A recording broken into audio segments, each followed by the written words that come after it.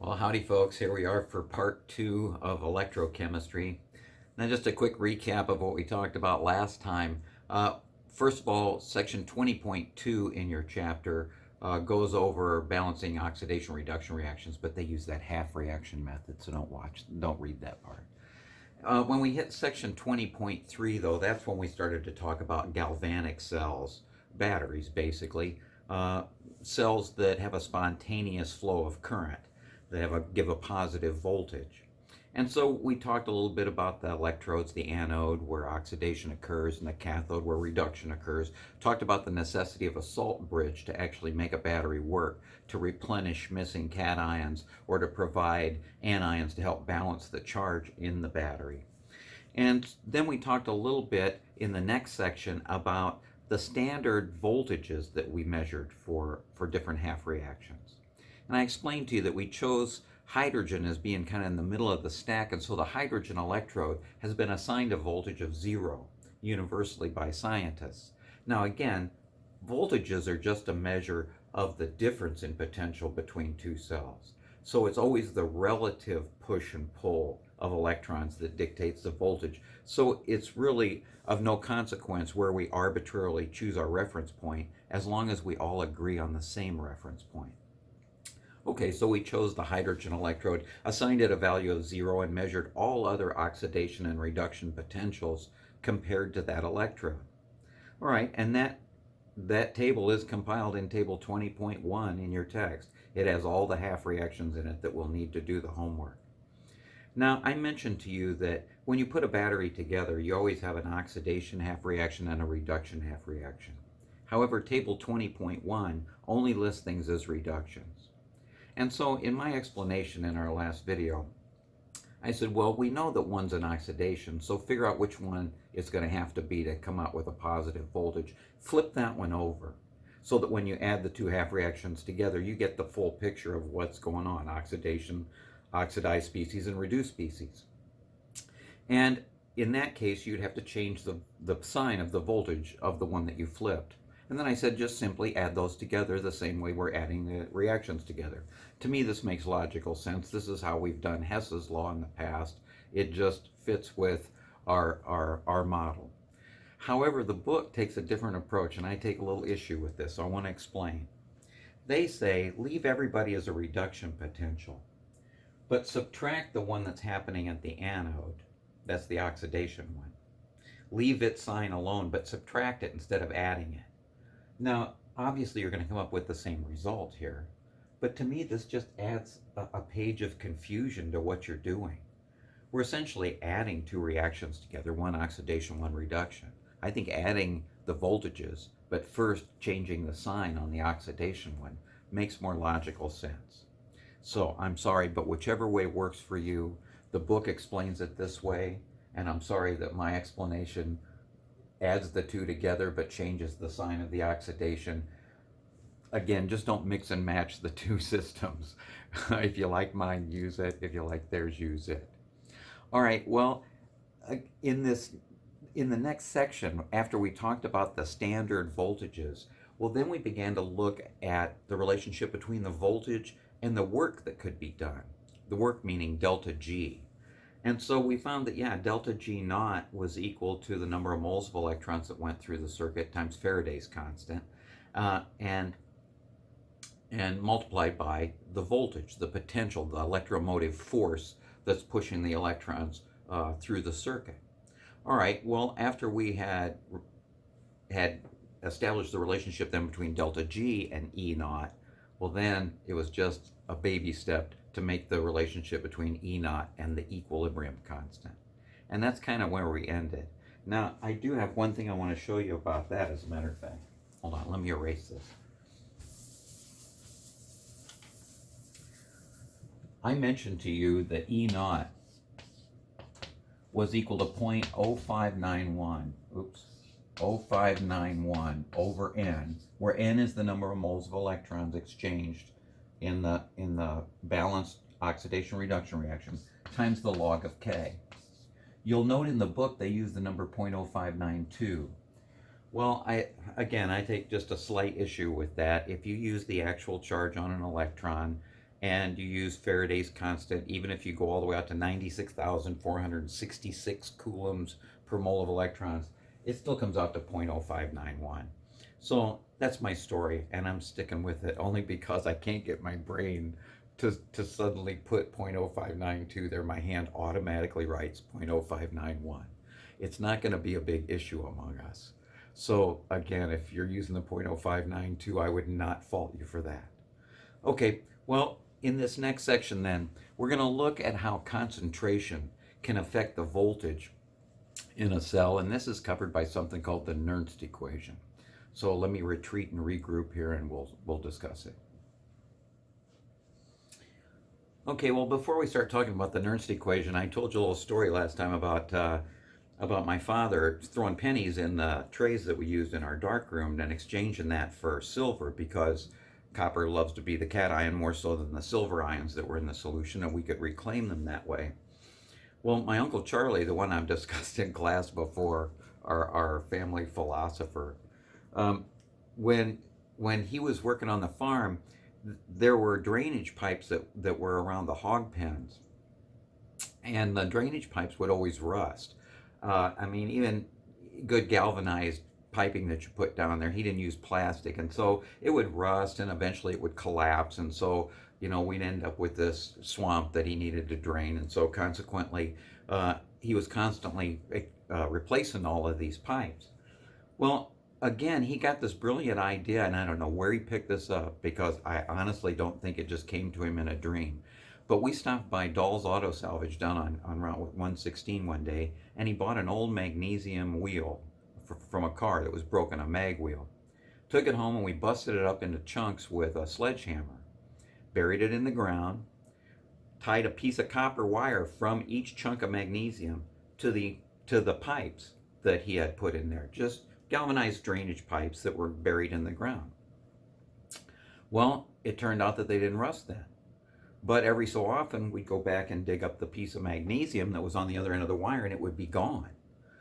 Well, it turns out that the magnesium, in this case, was the sacrificial lamb. As long as it was connected electrically by a wire to the pipe, it turned out the magnesium would oxidize in the wet soil before the iron that was in the galvanized pipe would. And so, consequently, the magnesium, as it oxidized and became magnesium plus 2, just washed away into the wet soil. But we would go every so often and take another chunk of that magnesium wheel, tie it to the wire, bury it in the ground, leave it alone. Well, years later, I was talking to some friends of mine that work at Silco, and they said all of their steel pipes that they bury in the ground, they do that. They have magnesium rods that they drive in the ground and connect to the steel pipes so that the steel pipes won't rust. But again, every so often they have to go back and replace the magnesium rods. So Charlie was way ahead of his time, and I don't know where he figured this out, but it worked great, and they refer to it as cathodic protection for metals that you bury underground. Another place that this is used, I had a student that was in the Navy, and he mentioned that on the submarines, that there are zinc plates that are bolted to the hulls of submarines, because in that salt water, clearly the metal hull of the boat is under attack from the salt water and could rust. And so, as a sacrificial lamb, they bolt, for cathodic protection, plates of zinc onto the hulls of the submarine, which they have to routinely go back and replace because they get all corroded. Well, again, they're the sacrificial lamb. As long as they're connected electrically to the hull, then suddenly they become the easiest thing to oxidize from the salt water, and it'll just take the easiest victim there. So anyway, I just thought that was kind of interesting, a little use of electrochemistry and how ions that are high on the pecking order can be used to protect things that are lower on the pecking order. All right, well, this Nernst equation that I mentioned before really kind of requires that we go back to chapter 19 again, our thermodynamics chapter. If you'll recall from our discussion, I said if we looked at a reaction, and I think I used the ammonia reaction, nitrogen and hydrogen on this side and ammonia on this side, I said if we were to plot the change in Gibbs free energy as that reaction goes from beginning to end, we would find that the Gibbs free energy comes out of the gate pretty steep. And the instantaneous change in Gibbs free energy is actually steeper than the overall. The overall would be, from beginning to end, the slope of this line. That would be delta G overall, delta G naught. But if we wanted to look, well, right at this point, what's the delta G now? Right at that point in the reaction. Well, a tangent to that line basically would tell us what the slope is there, and that represents the change in G at that point in the reaction. I mentioned then there's a mathematical relationship between the delta G now and the delta G overall, and it was that you had to add this little adjustment to the delta G overall, was RT ln of Q, meaning depends on where you are relative to the point of equilibrium. Remember down here, Q is equal to K, because at the bottom of this curve essentially is where you would reach equilibrium, and delta G instantaneous would be 0. All right, well, now, based on this equation that we derived back in chapter 19, let me erase my little graph here and I'll show you how this relates to voltages. We mentioned that just in this first section on electrochemistry, the delta G naught is essentially the maximum amount of work that you can get out of a system. And if you look at that in terms of an electrochemical cell, this would be minus NF E naught, the standard voltage of the cell, Faraday's constant, and the number of moles of electrons exchanged in an oxidation reduction process. But that just simply means that if this is equal, delta G naught is equal to minus NF E naught, then delta G instantaneous would be minus NF E instantaneous, meaning the voltage at non-standard conditions, when things aren't necessarily all at 1 molar concentrations. All right, well, that's sort of like the delta G on the curve, where it's not exactly equal to the standard delta G. There's got to be a little adjustment made to it. Well, that adjustment is still RT ln of Q.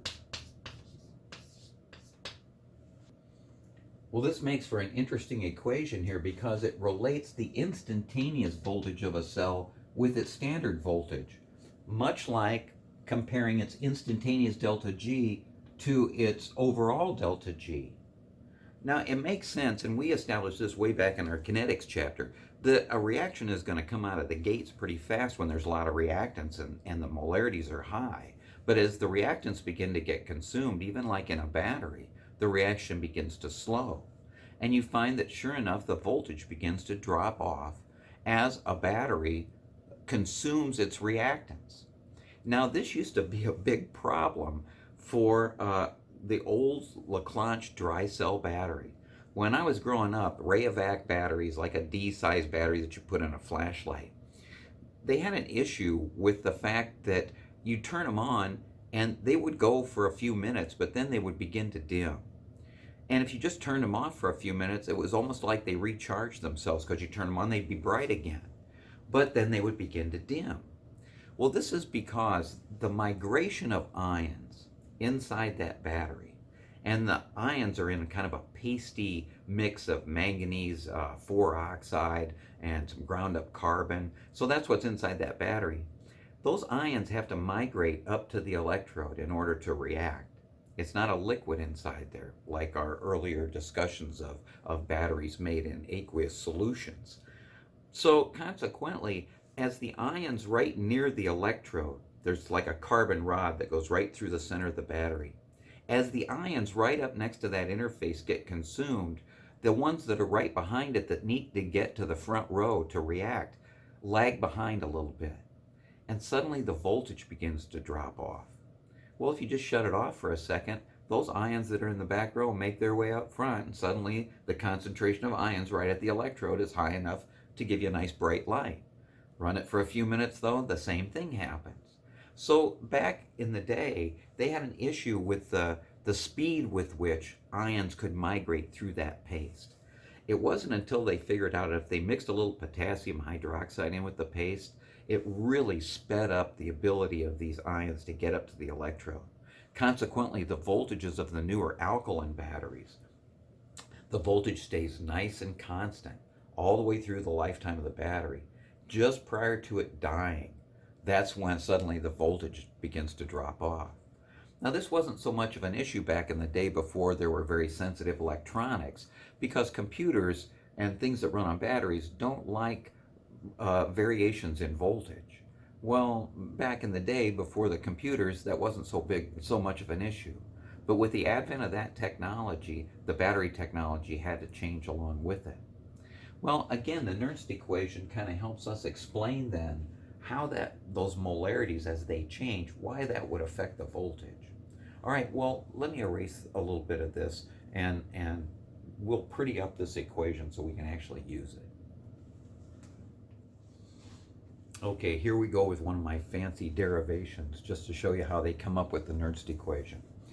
Here was delta G instantaneous, the now delta G, somewhere in the course of the reaction, in this case, in the course of the discharge of our battery. This is the overall delta G, that's minus NF E overall. That would be the E of the cell using standard molarity. Plus our little adjustment, RT ln of Q. Again, this is just kind of a derivation from our equation for delta G now that we had in chapter 19. Well, I'm going to divide both sides by minus NF.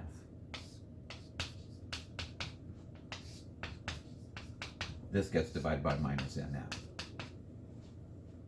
Well, suddenly this becomes a little bit prettier and somewhat familiar, because this says the E of the cell is going to be equal to E naught of the cell. That's the standard voltage. Let me just put standard. Notice the minus NFs cancel out. This is going to be, I'm going to put the minus sign out in front, RT over NF ln of Q.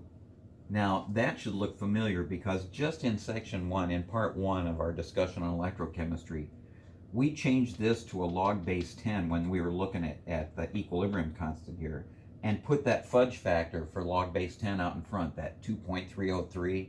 Then we combined all of these constants into one. Now, that's where I had an issue with the book. I said it's 0.0591. They're using 0.0592. So it's not going to make that big a difference. We'll use mine since I'm doing the lecture. All right, well, let's go ahead and make our substitution then. We did exactly the same thing here, only I'm going to change this to log base 10. I'm going to leave the n alone, because remember, that changes from situation to situation. That all depends, the value of n depends on, well, how many electrons were in the oxidation half reaction, balanced by the same number in the reduction half reaction. After the equation is balanced, we need to look at that total number of electrons exchanged. Well, that again could change from situation to situation, but all the other constants boil down to this: 0.0591 over n log of Q. This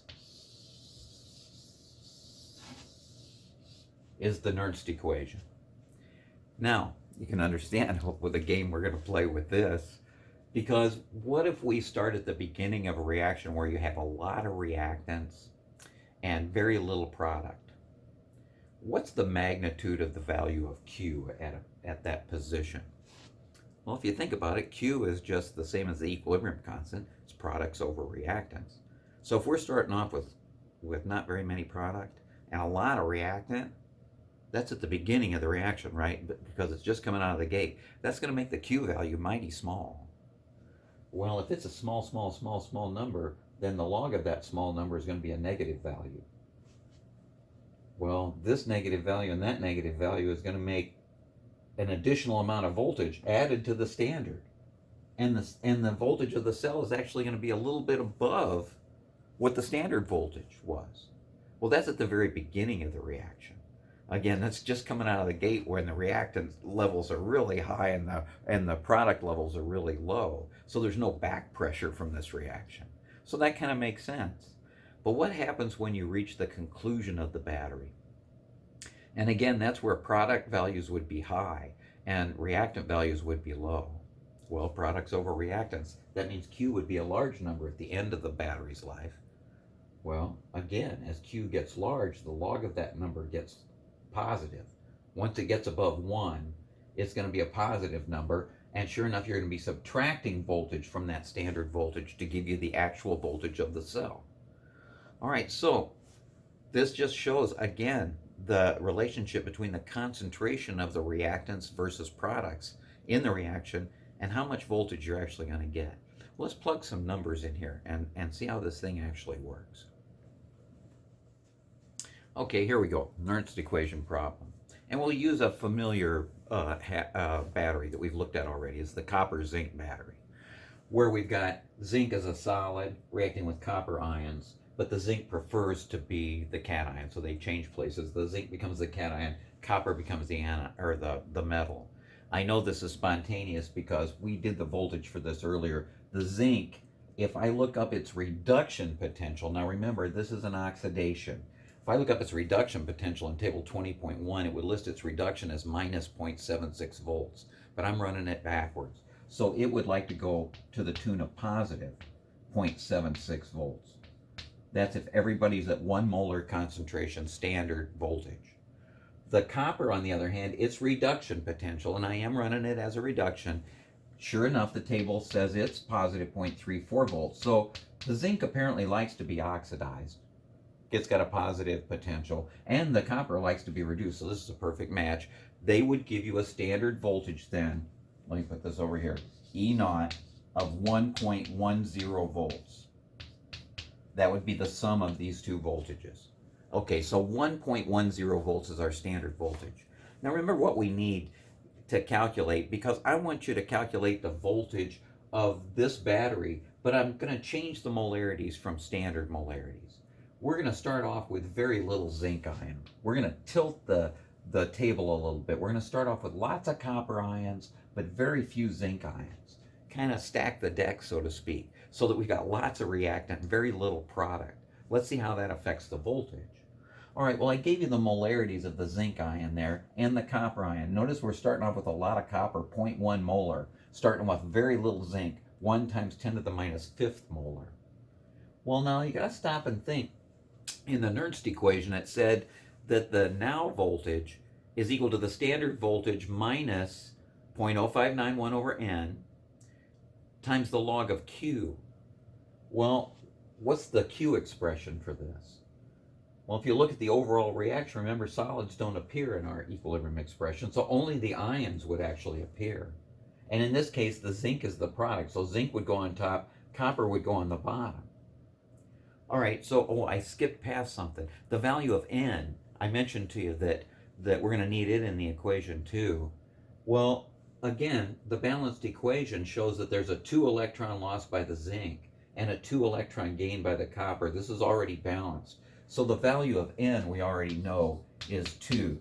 And again, this is because we balanced the equation. All right, now back to the value of Q. If we want the value of Q, we need to know, well, what's the zinc molarity and the copper molarity, and plug them in here. Notice they don't have any powers because they don't have any coefficients up here. Had they had coefficients, sure enough, those would be the powers in our equilibrium expression. But in this case, let's put 1 times 10 to the minus 5th over 0.1 molar.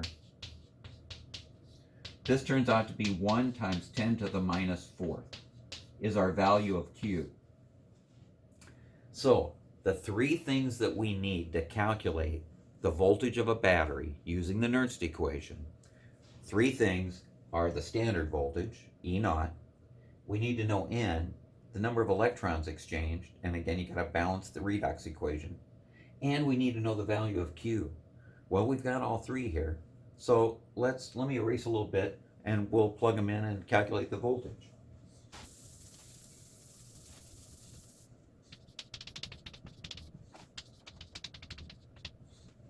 Okay, so here we go. This is what we know. We got the Q value, 1 times 10 to the minus 4. We know the standard voltage, and we know the value of N. Well, the Nernst equation says the E cell now is equal to E0 minus 0.0591 over N log of K, or log of Q, I'm sorry. All right, so in this case, oh, and by the way, I want to point something out here while we have this equation on the board. What if we had been at standard conditions? What if everybody had been exactly at 1 molar and we started off with like an even tabletop? wouldn't the value of Q, if everybody's at 1 molar, and it wouldn't matter what powers they had, if they were all at 1 molar, then the Q value would always be the value of 1, right?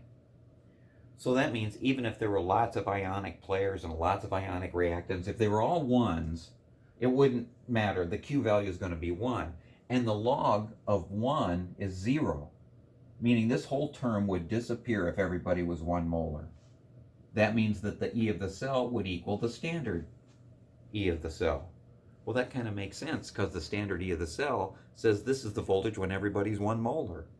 Well, this mathematically explains why. Because the whole Q term just completely obliterates this second half of the equation if everybody's 1 molar. And sure enough, the value of the voltage of the cell is the standard voltage. But in our problem here, it's not. We started off with a high copper concentration and a low zinc. So let's plug in what we know, 1.10 volts. This is 0.0591 over 2. I'm sorry, this is minus, right? Minus 0.0591 over 2. And this is going to be the log of 1 times 10 to the minus 4th. Remember, we calculated this down here by plugging in the actual molarities we were given for the zinc and the copper. All right, well, now we've used all of this stuff. Let me go ahead and get rid of it. I'll need my calculator now. I think, since this is such a small number, that the logarithm of this is actually minus 4. So minus 4 and this minus sign, this is going to add some voltage to this. As a matter of fact, let me get my calculator here real quick. We'll take 0.0591.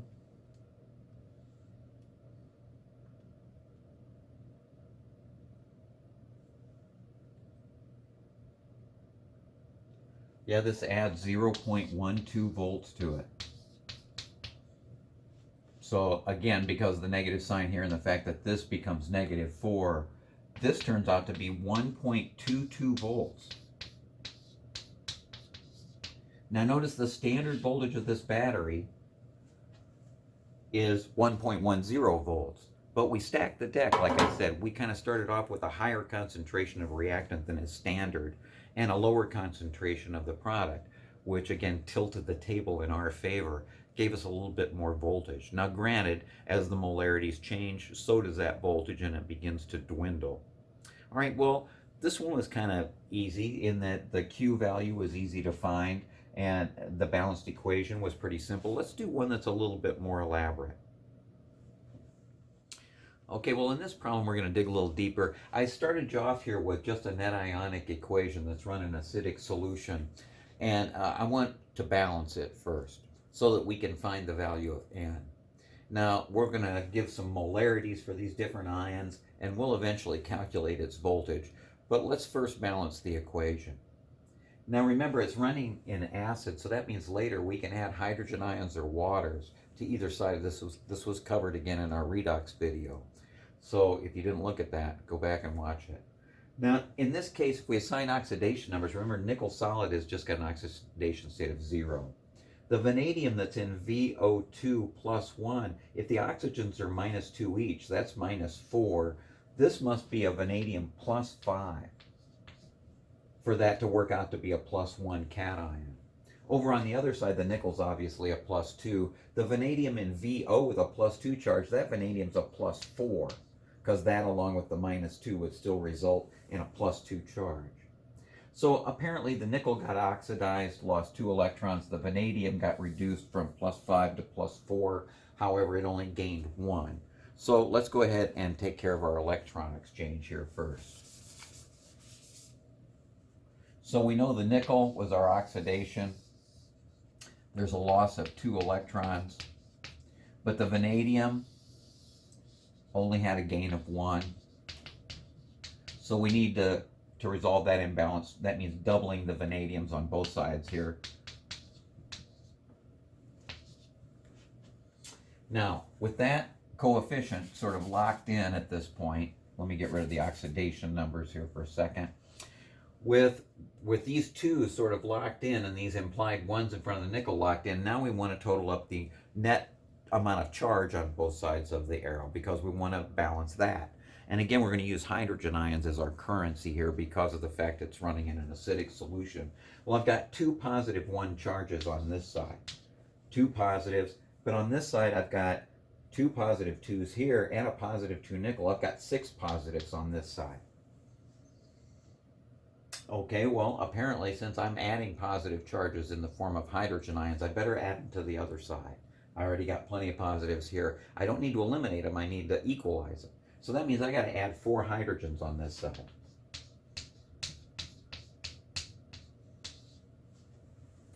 Well, now the charges are all balanced. Those 4 H pluses now give me 6 positive charges on this side, and I've got 6 positives on this side. But now I can add waters to balance those hydrogens I just put in, and it looks as if 2 waters on this side would do the trick because I got 2 extra oxygens here that are unaccounted for. So 2 waters would balance the equation. Now we had to go through that because we had to really figure out, well, what's the value of N? Because we're going to need it when we do this Nernst equation problem. Well, it's pretty clear that since there was a 2 electron loss by the nickel, and now that we've doubled the vanadiums, a 2 electron gain, that means the value of N is going to be 2.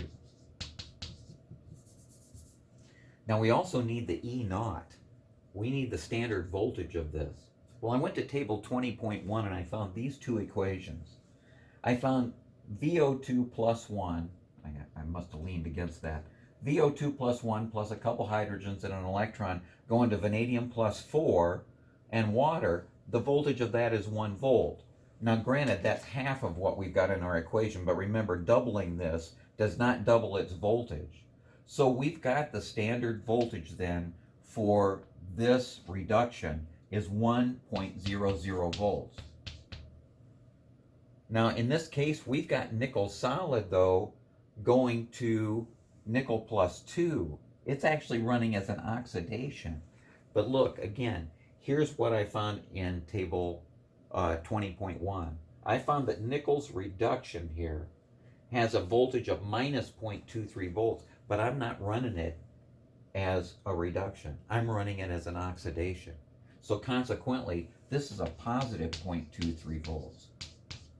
All right, well, I had a positive 1 volt for the vanadium, a positive 0.23. That means the E naught of this cell, 1.23 volts. Okay, so there's 2 of the pieces of information I need to do a Nernst equation problem. All right, well, let me set some molarities here, and let's see what we can calculate.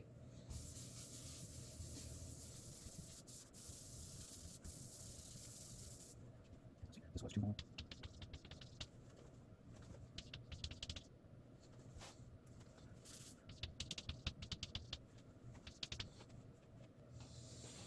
Okay, now remember we had a voltage, a standard voltage on this of 1.23 volts and an N value of 2 for this reaction.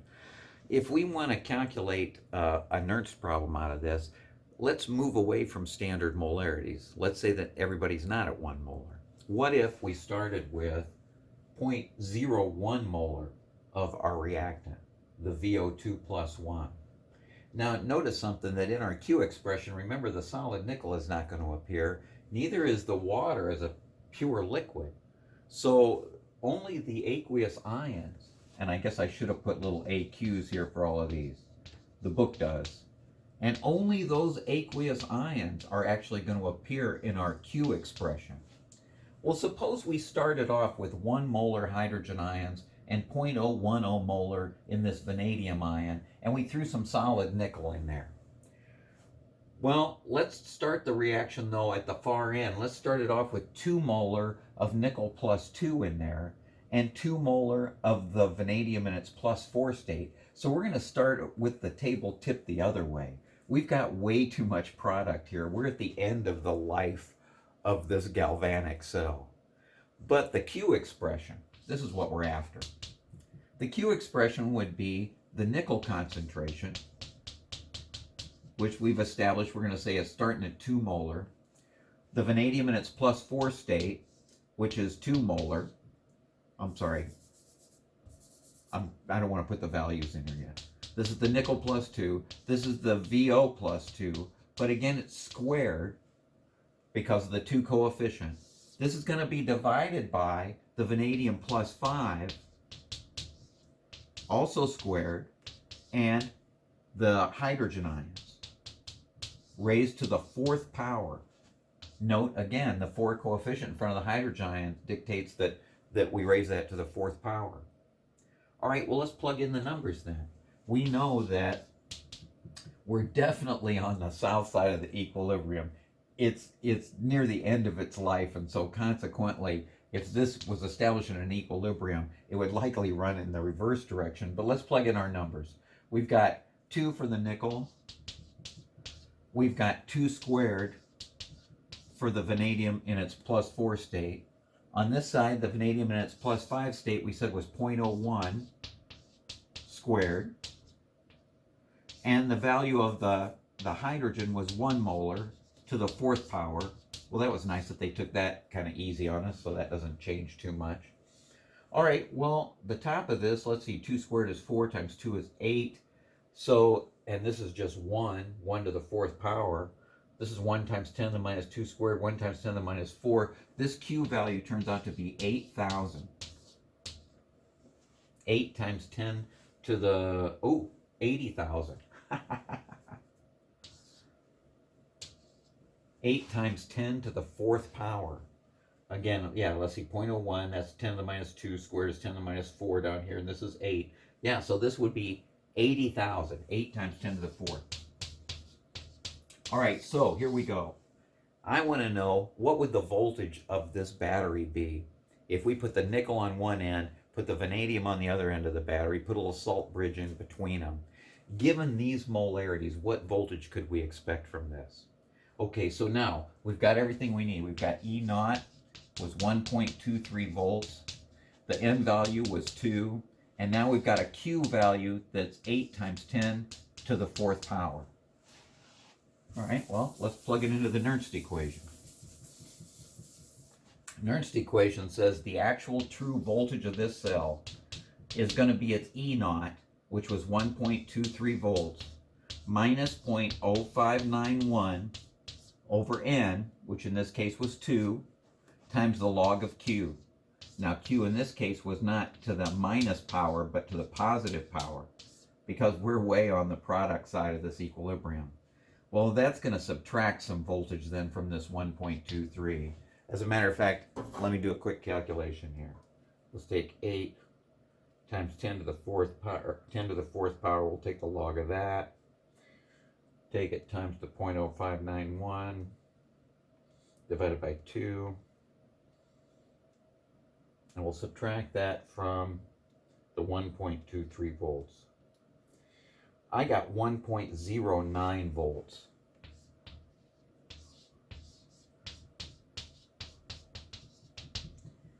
Which seems reasonable. I mean, given the fact that we did tilt the board the wrong way, we put this at the far end of the battery's life where most everything is product, and so the voltage would begin to roll off. All right, so these were a couple examples then of how you can use the Nernst equation in order to figure out the voltage of a battery when it's not at standard conditions, meaning when the ions are not at 1 molar. Remember, if everybody had been 1 molar in our Q expression, then the value of this would have been 1 for the value of Q, and this whole term would have disappeared, and the E of the cell would be the standard voltage. But given that we were not at standard conditions, this allows you to kind of look at, well, will we be chipping away at that voltage if we start with too much product, or we'll be adding to the voltage if we start with more reactant.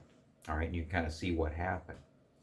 All right, well, now that we've looked at the Nernst equation, I want to look a little bit at electrolysis. We've looked at galvanic cells now, and this is spontaneous flow of electrons, and we've looked at how molarity can kind of affect that, how the voltage is related to the equilibrium constant, how it's related to delta G. But let's look a little bit at electrolytic cells. You know, what happens when we want to electroplate something or force a reduction maybe to happen that wouldn't have been spontaneous? All right, well, let me get rid of all of this and we'll look at it. Oh, poo on electrolytic cells. I still have some more things to say about galvanic cells. I forgot I had some slides I wanted to show you of some commercial batteries. So let me cut away to those and then we'll come back. Here's an old picture I had laying around that shows the zinc copper battery that we've discussed several times so far. But it points out the need for the salt bridge here, where you can see that they made theirs also out of potassium chloride, similar to the story I told you about us down at U of I.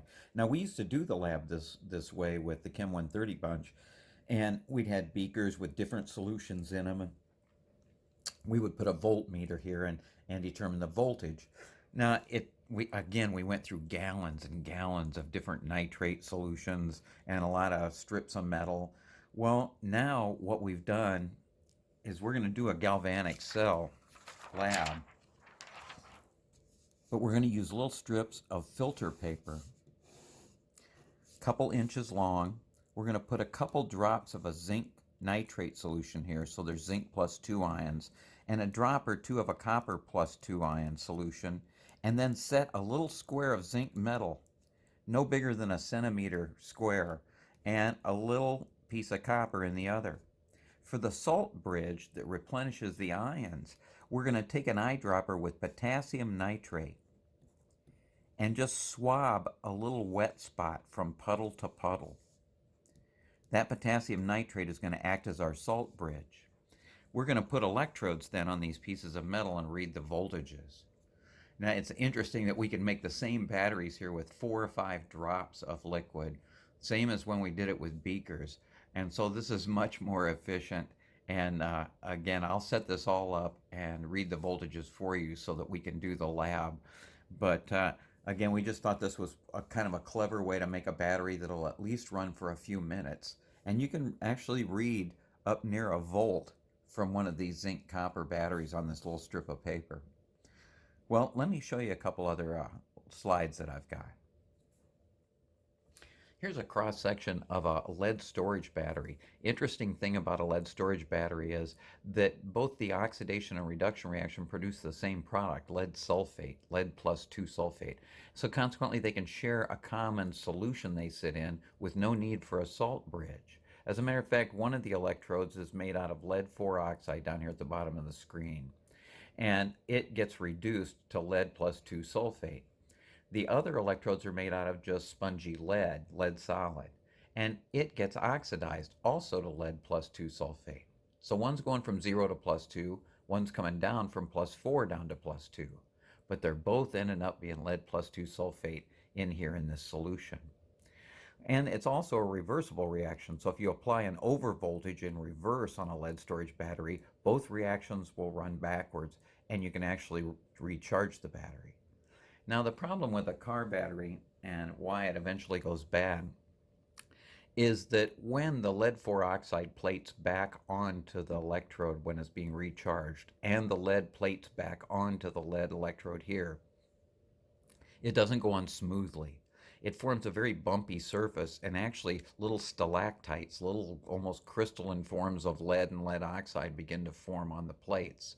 This is because as lead begins to plate onto the electrode, that first atom sticks out into the solution a little farther, and so on the next lead might stick to it, next lead sticks to it, and suddenly you have a big pile of leads that make, like I said, little bumps on the surface.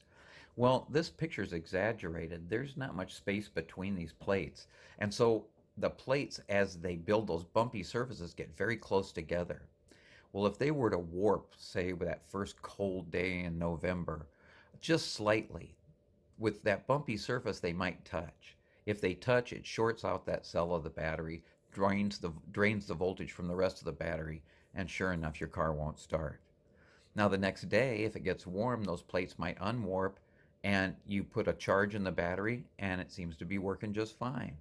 But it's pretty close to its last days, because that next cold day it may warp again, and sure enough, you'll find yourself with a dead battery. So this is why it usually happens that first cold snap. Now, my Uncle Charlie, I've told stories about him before, he was pretty cheap, and so when this would happen to his batteries, he would honestly just literally saw the top off the battery, unsolder all the plates, and then pull them out and sand them smooth again, get all the bumpy surfaces off, put them back in, resolder them, and then he would duct tape the lid back on the battery and put it back in the car. And it would work just fine, except it might slosh around a little bit if you were on a bumpy road. so you had to use a lot of duct tape to hold it back together. But I always thought it was kind of clever that he would just not let a good battery die. Well, let me show you a couple more. Now this is just a Leclanche dry cell battery, like an old-fashioned, flashlight battery.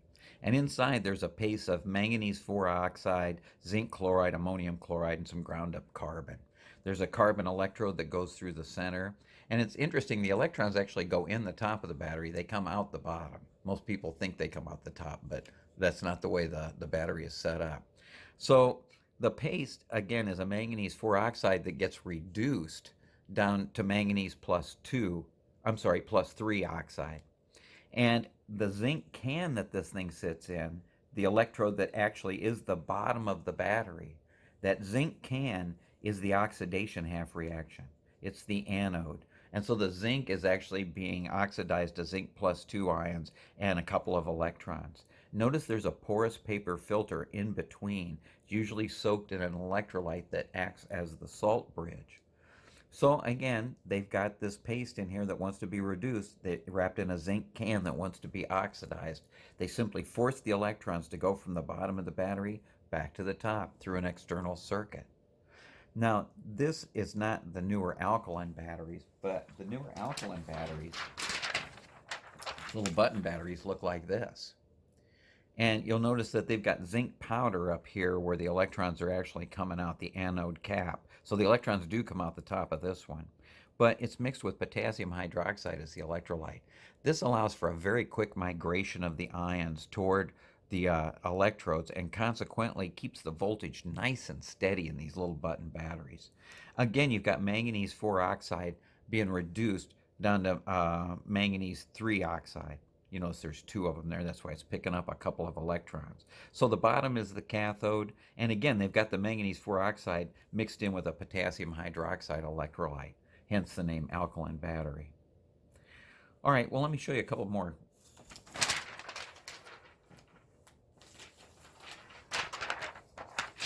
I mentioned Uncle Charlie. I found this slide the other day. Shows a steel pipe in the ground, sure enough, magnesium rod in there, that essentially then it becomes the oxidized species in this oxidation reduction reaction that occurs with the moist soil. And it's actually the water that gets reduced into hydroxide ions. So it keeps the soil kind of basic. The magnesium ends up being the sacrificial lamb and gets oxidized, and the steel pipe stays untouched.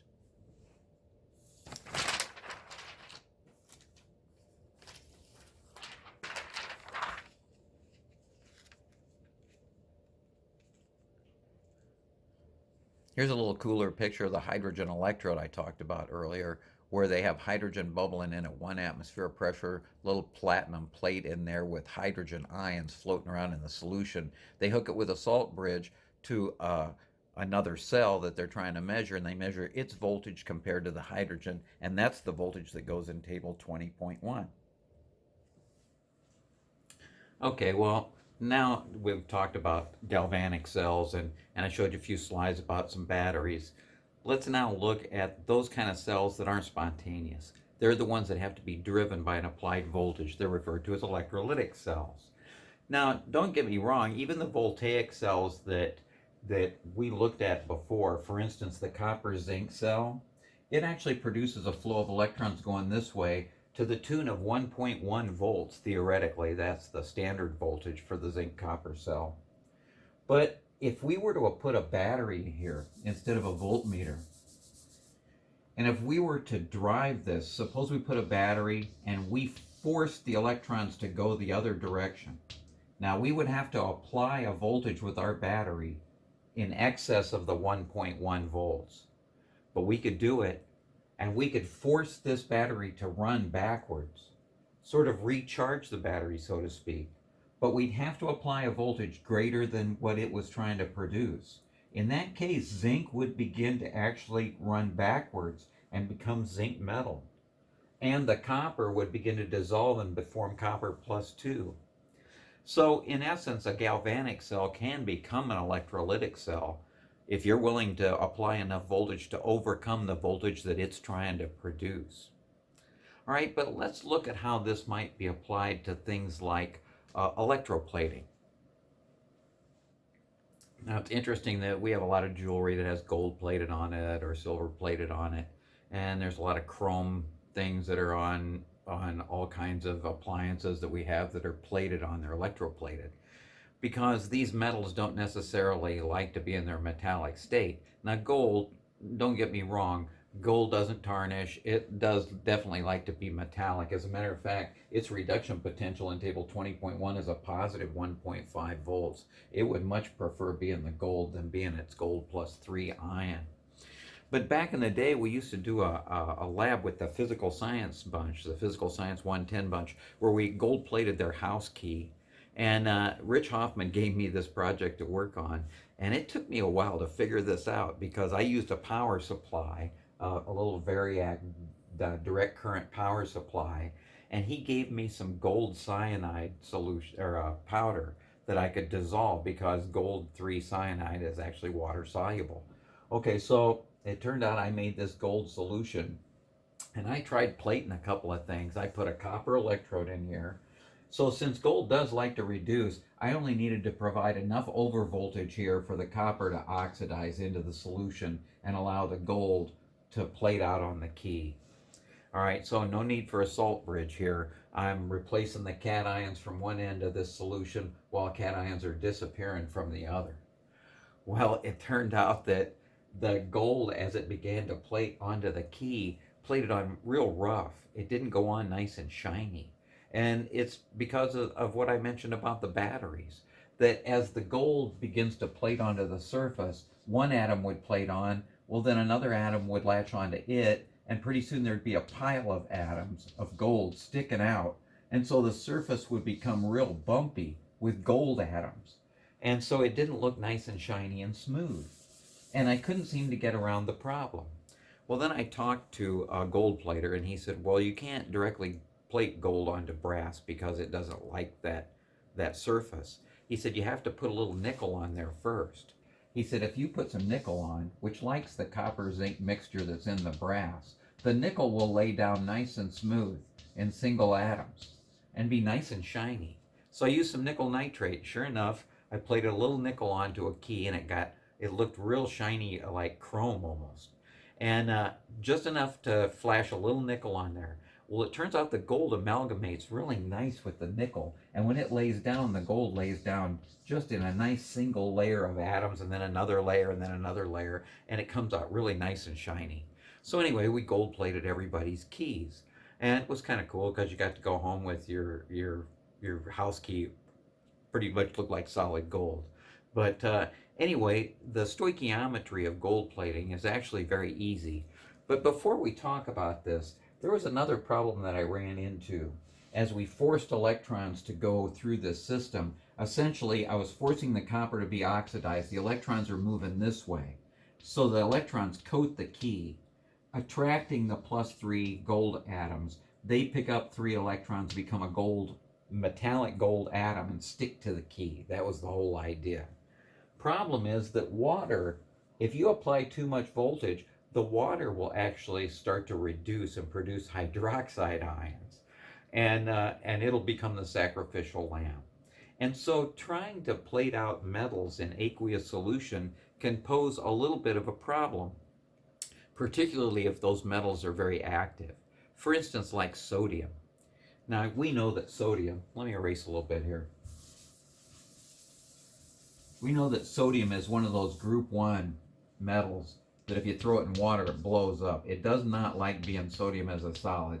It much prefers being sodium +1 cation. All right, so the question is, we have a can of sodium sticks sitting in our stockroom, and it's not like you find sodium just laying around on the planet. You don't. It does not exist in nature. If it exists in nature, it's as sodium +1s because it's way too reactive. Anything it comes in contact with, it's giving it an electron. That's all there is to it. So how do we get sodium metal then? Well, the only way to get it from the sodium ion is to force it to take an electron back. That means we have to electroplate it. We have to force a current in a sodium solution in such a way that we corner the sodium and it has to take its electron back. and plate out on that electrode as metallic sodium. But here's where the problem comes. Like I said, water also likes to get reduced, and it doesn't take nearly as much voltage to reduce water as it does to reduce sodium. So we can't put the sodium in a water solution and try to electroplate it. Well, let me show you the potential half reactions here and explain in a little more detail why this is the case.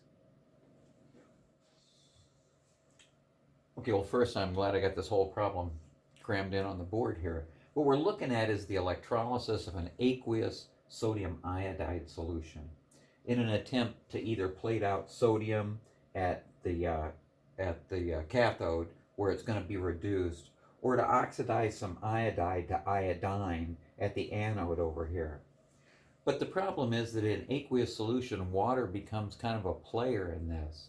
As a matter of fact, if we look at the two potential reductions that could happen here at the cathode, we could potentially see the sodium ions that are floating around here in solution pick up an electron and become sodium metal. Might be an interesting way to plate out sodium on that electrode and obtain that. But that would require a voltage to exceed 2.71 volts, because that's an uphill battle. It doesn't want to do that. It's a negative voltage. So we'd have to apply a significant voltage to push the electrons there. But here's the problem. Water will actually reduce at a much lower voltage, at minus 0.83 volts instead of minus 2.71. So what's going to happen here is, since the water can reduce to become hydrogen gas and hydroxides, as we turn up the voltage, the sodium ends up not plating out at all. What happens is the water takes over, and it just simply begins to reduce. And so we'll see the formation of hydroxides around this electrode, and some hydrogen gas begin to bubble off here, but we're not going to see any sodium get reduced there. All right, and at the other electrode, there's two potential oxidations that could happen. Now, in this case, we could oxidize the two iodides to iodine, give up a couple of electrons. It would do that to the tune of 0.54 volts. The water oxidizes, and look at this. It actually requires a little more voltage, 1.23 volts. So as we crank up the voltage this time, it's not the water that gets oxidized. It's the easier of the two. Same way as over here, the easier of the two was the reduction of the water. Here, the easier of the two is the oxidation of the iodide. So in this particular aqueous hydrolysis, the cation that's in there stays in there. It does not want to reduce. And again, because its reduction potential is just too big a price to pay. On the other hand, though, our potential oxidation over here of our anion did occur because its price was lower than the water price. All right, so that kind of begs the question then again, how do we get sodium? We know that we can do it. We've got sticks of it, like I said, in our stockroom. Well, the problem is that they have to eliminate the water.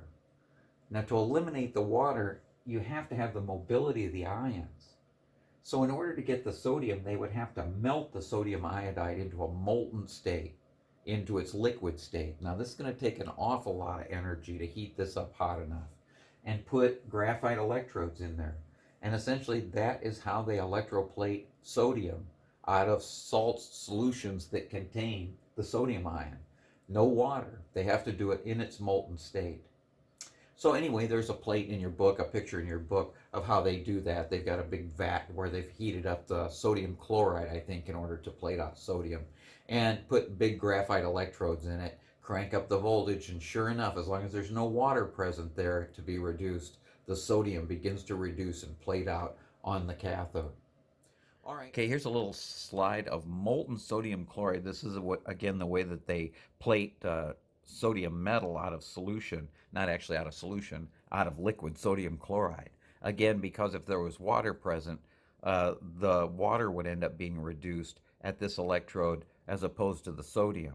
So you have to do it in the absence of any water, which means just take the salt and just melt it. So this requires a lot of energy in order to get metallic sodium.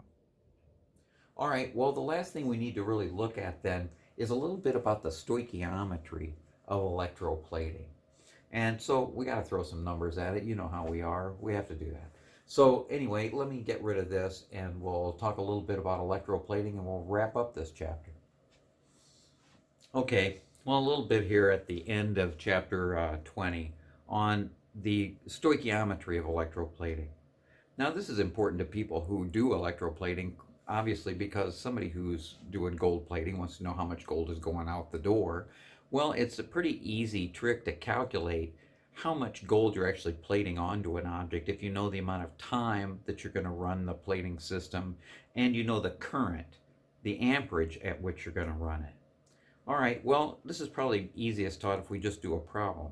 So what if we were going to plate some gold onto an object, and I've got a device that'll deliver a 5 ampere current at the desired voltage that I want in order to get the gold to plate on.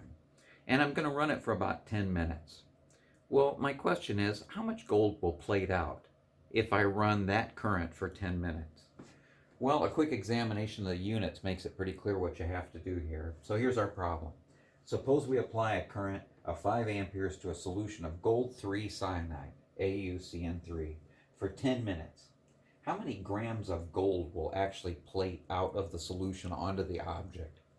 Well, theoretically, if we're supplying 5 amperes for a period of 10 minutes, I can calculate how many coulombs of charge pass through the system. All right, well, let me make a little room here and we'll do the calculation. All right, so 5 amps is 5 coulombs per second. That's critical to this. That's what the definition of an ampere. 1 amp is 1 coulomb per second, so this is 5 amps. I'm going to run it for 10 minutes. Well, 10 minutes at 60 seconds a minute, that's 600 seconds. I'm going to skip a step and just put 600 seconds in here. So that's 3,000 coulombs. Well, that's not very many electrons, actually, because a mole of electrons is 96,500 coulombs. So using Faraday's constant, I can figure out from that how many moles of electrons actually pass through the system. Okay, well, let me make a little bit of room here. Everybody got the problem already? Okay.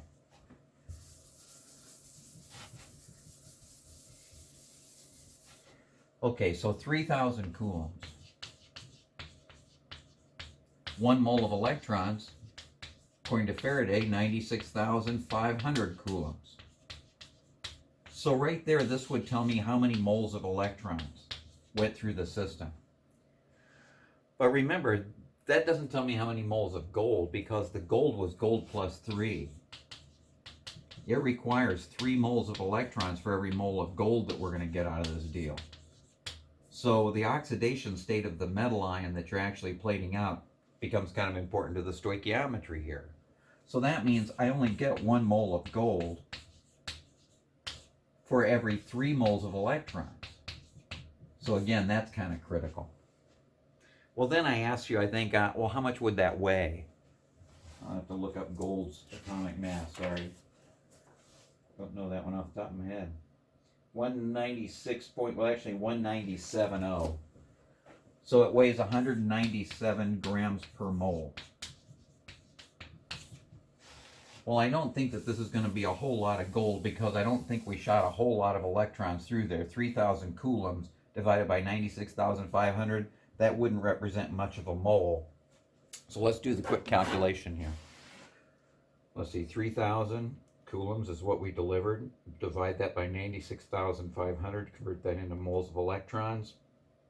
Going to divide that by 3 to give us the moles of gold, which turns out to be 1 times 1.04, 10 to the minus 2 moles, so it's very small. Let's take that times its molecular mass, times 197 grams per mole. We end up with 2.04 grams.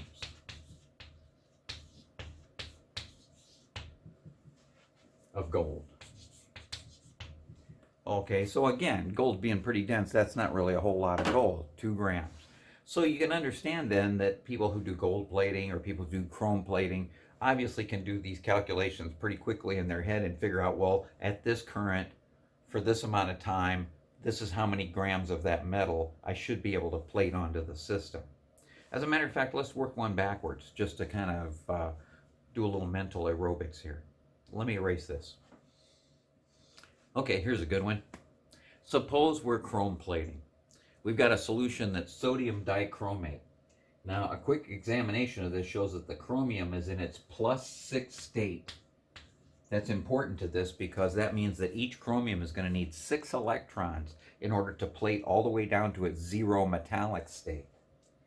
All right, suppose we want to plate out 5 grams of chromium onto some object that we're going to chrome plate. So we want 5 grams. We're doing it from a sodium dichromate solution. We've got a device that'll deliver 10 amps of current for us. My question is, how long would we run it? Once we flip the switch, let's put a stopwatch on it so that we can stop it when we think that we've got our 5 grams of chromium plated out. All right, has everybody got this written down then? 5 grams of chrome, 10 amps. We're doing it from a chromium solution that's got a +6 charge on it. All right, well, let me make some room.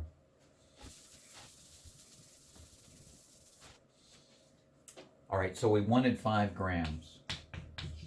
Let's change that into moles because 1 mole of chromium weighs 52 grams. And if you remember, the chromium's in its +6 state in sodium dichromate. So that means for every 1 mole of chromium, we need 6 moles of electrons for every 1 mole of chrome.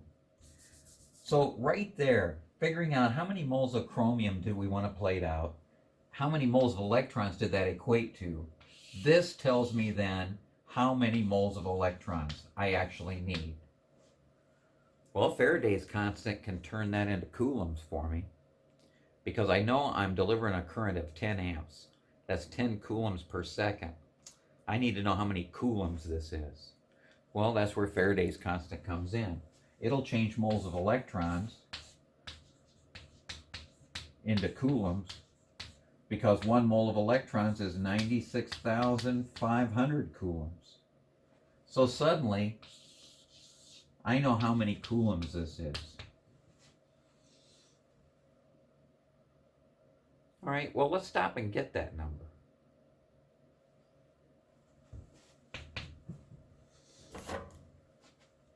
Five grams divided by 52 times 6, and then times 96,500. 5.57 times 10 to the 4th.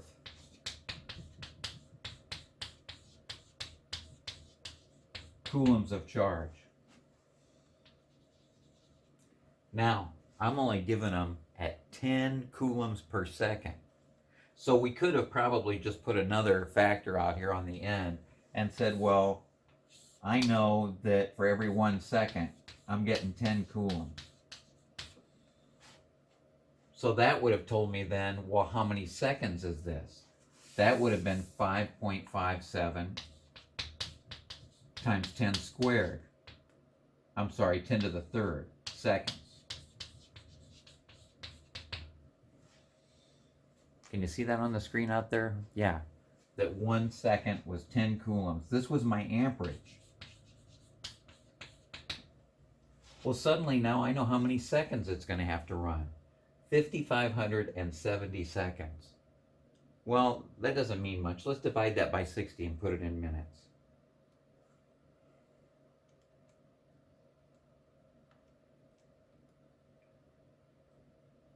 Looks like 92.8 minutes.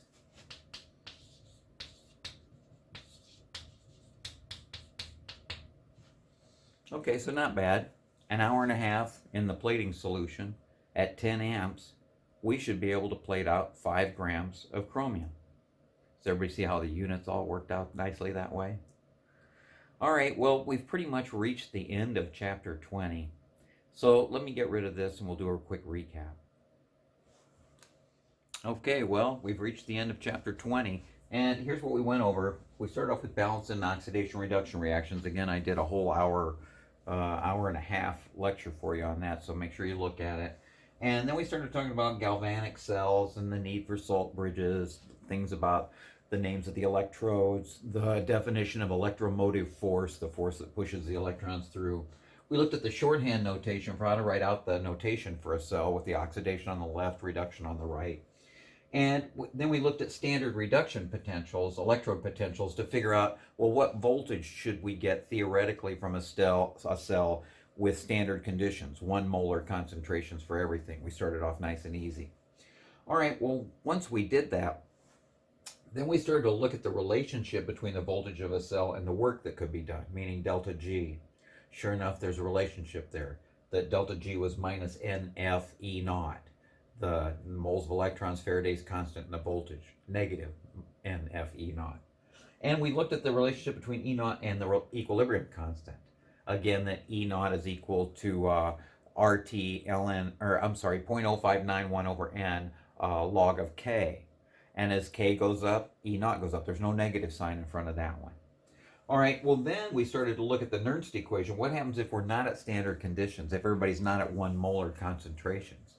Well, when the concentrations change, the molarity changes, and it shows up here with Q.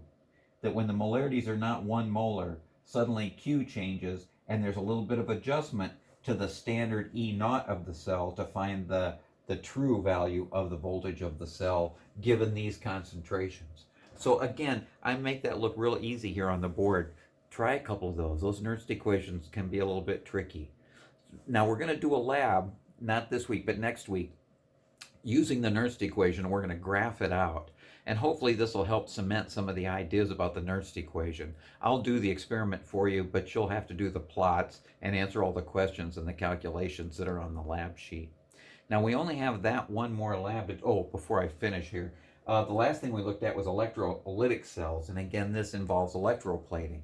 We looked a little bit at the number crunching involved in the stoichiometry of electroplating. And I also showed you the problems that you run into when you try to electroplate in aqueous solution sometimes, that it's hard to force a metal to reduce and electroplate out if its reduction potential is out of reach. And so again, in cases like that, you have to actually electroplate from the molten salt that contains the metal that you want. All right, so again, we covered quite a few little topics here in the electrochemistry chapter. Be sure to read the chapter. Please don't neglect the audio lecture that I've got on the website.